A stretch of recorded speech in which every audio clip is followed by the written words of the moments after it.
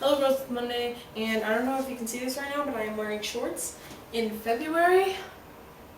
Climate change much? Sick tape, volume 2, believe it. It is Monday, and it is very late in Monday. It is, wow, 6 o'clock. I'm really sorry that this is going up so late. I've had a really tough week, and you probably noticed the change in scenery. That is because I am not in my room, but I brought this guy along so that he wouldn't get too homesick. I will set that here, and basically I will explain to you. I am not using my MacBook Pro right now. I am looking at my digital camera. That is because my MacBook Pro is broken. Yeah, my MacBook Pro, which I only got in late August, is dead. I don't really know how that happened. Friday, I just came back from class and, hey, what's up? How was your day? Good? Great. Listen, I've noticed on my little virtual calendar thing that you've got a little major assignment coming up. How's that going? Not very good. It's a literature review and I'm having a lot of trouble with sources. Yeah, that's good. Did you even hear what I just said? Hey, I've been thinking, while you're having fun with this little major assignment, I'm gonna go on a little vacay. What? Yeah, I'm just gonna kick back, chillax a little bit, But why? I have this assignment due. How am I gonna get it done without you? You can kick it at the library.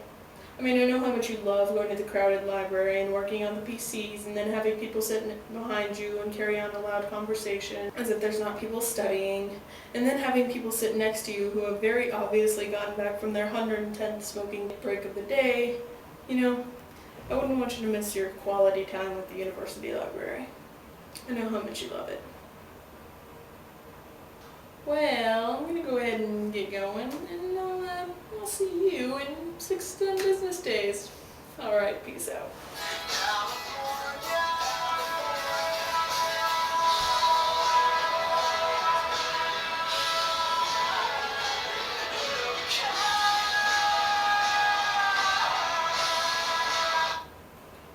So now my computer is in California, and I am not. Which is really unfair. I mean, I think if my computer gets to go to California, I should be able to tag along. What we are going to do is we are going to read some parts of the book and we are going to analyze them.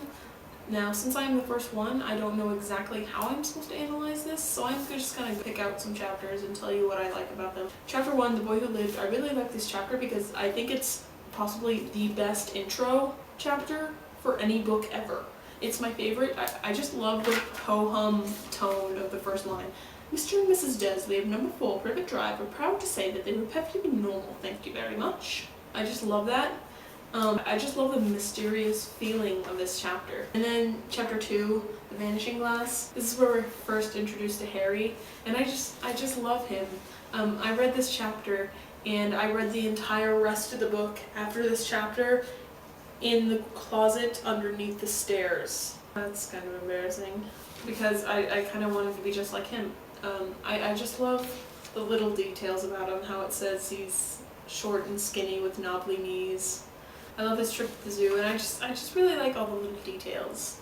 And then the Keeper of the Keys, whenever, it's Harry's birthday and Hagrid first comes. I love this chapter because I love the cake that Hagrid brings in. Every time I read this, it just kind of takes me back to the first time I read it and how I was learning all of these new things, these new and amazing things with him. I love the Diagon Alley chapter. I love the details of Diagon Alley and how he's walking through it. He's completely in awe, and I was completely in awe whenever I was first reading this. And whenever I reread it, I'm still in awe, and I wish that this place existed. That's all I've got. Sorry if that was bad. Defend our house. Bravery pretty much sums it up. I know, Sammy, you were kind of right. We Gryffindors have it easy. There are different kinds of bravery, and I mean, there's chivalry like Harry had, and how he was 11 years old and how he just went to meet the darkest wizard of all time who already had it out for him anyway. I would not have the balls to do that. And then there's Hermione, which I'm just going to say right now, if it hadn't been for Hermione, Harry would not have gotten past book 1. And we would have not had a series. So thank Hermione for that. You already know how I feel about Neville, how he completely kicks butt in the last book, so I'm not going to go further into that. NASA or pirates?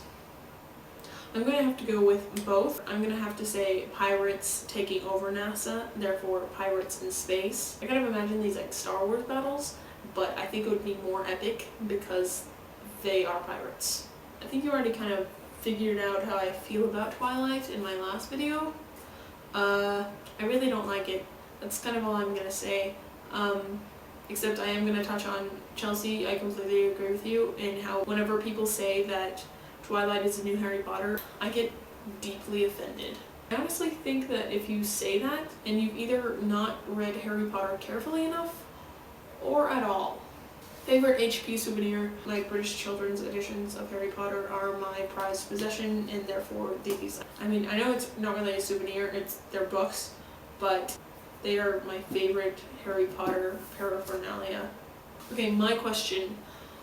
If you could live in any other time period, when would it be?